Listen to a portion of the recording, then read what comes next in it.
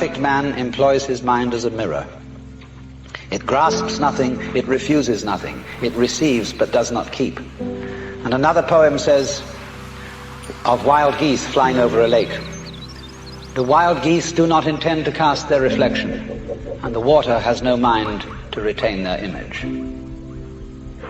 But to have no hang-up, that is to say, to be able to drift like a cloud and flow like water, seeing that all life is a magnificent illusion, a playing of energy, and there is absolutely nothing fundamentally to be afraid of.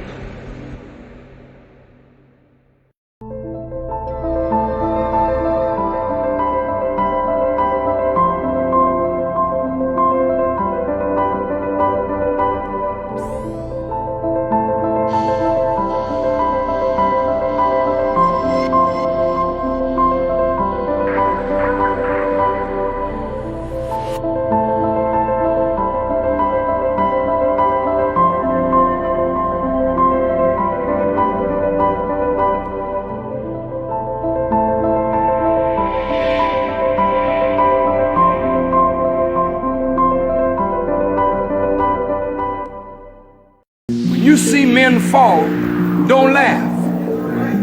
Learn. Learn. Because you're on your way up. And the things that tempt people to fall, you and I are not free from that temptation, nor from the weakness that will cause us to stumble and fall.